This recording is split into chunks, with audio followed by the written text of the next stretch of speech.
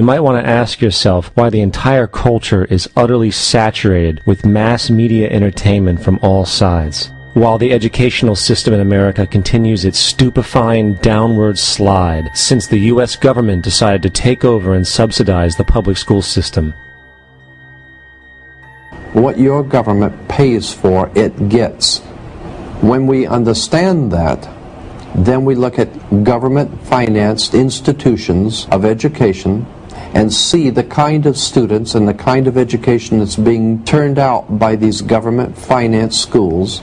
Logic will tell you that if what is being turned out in those schools was not in accord with what the state and the federal government wanted, then it would change it.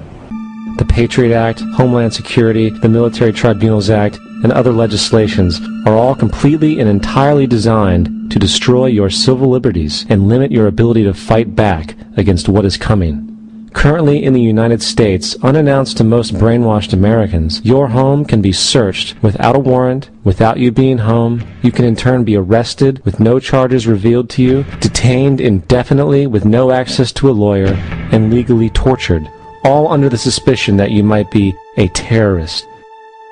It's time to wake up. The people in power go out of their way to make sure that you are perpetually misled and manipulated. The majority's perception of reality, especially in the political arena, is not their own. It is shrewdly imposed upon them without them even knowing it. For example, the public at large actually believes the invasion of Iraq is going badly, as sectarian violence doesn't seem to stop.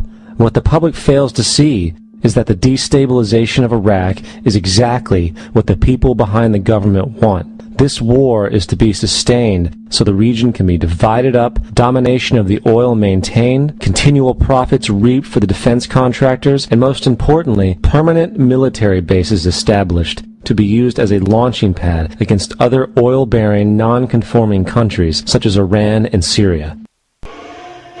The last thing the men behind the curtain want is a conscious, informed public capable of critical thinking, which is why a continually fraudulent zeitgeist is output via religion, the mass media, and the educational system. They seek to keep you in a distracted, naive bubble, and they are doing a damn good job of it.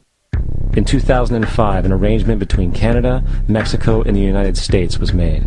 This arrangement, unannounced to the public, unregulated by Congress, merges the United States, Mexico, and Canada into one entity, erasing all borders. It's called the North American Union, and you might want to ask yourself why you've never heard of this. In fact, there is only one mainstream reporter who has actually heard of and has had the courage to cover this issue. The Bush administration's open borders policy and its decision to ignore the enforcement of this country's immigration laws is part of a broader agenda.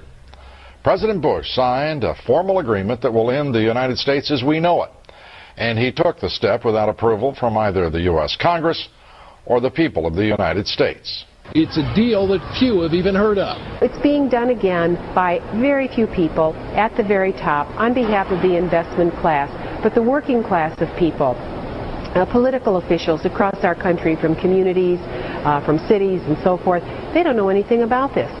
This isn't some trade agreement. It is a total removal of sovereignty from these countries, which will also result in a completely new currency called the Amero. The American Constitution will eventually be obsolete. You would think that a situation like this would be on the cover of every major newspaper. That is until you realize that the people who are behind this movement are the same people behind the mainstream media, and you are not told what you're not supposed to know. The North American Union is the same concept as the European Union, the African Union, and the soon-to-be Asian Union, and the same people are behind all of them. And, when the time is right, the North American Union, the European Union, the African Union, and the Asian Union will be merged together, forming the final stages of a plan these men have been working on for over 60 years. A one-world government. And if we have learned anything from history, it is that power corrupts, and absolute power corrupts absolutely.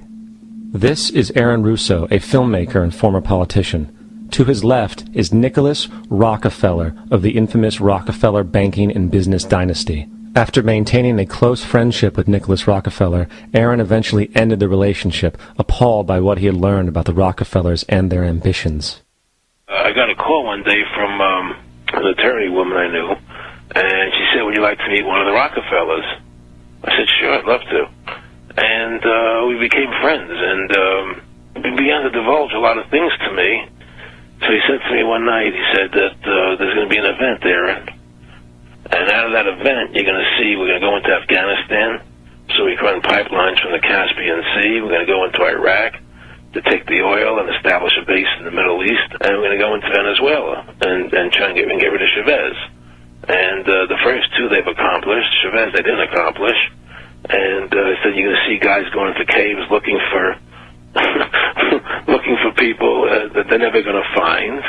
You know, he was laughing about the fact that you have this war on terror. There's no real enemy. He's talking about how by having this war on terror, you can never win it because it's an eternal war. And so you can always keep taking people's liberties away.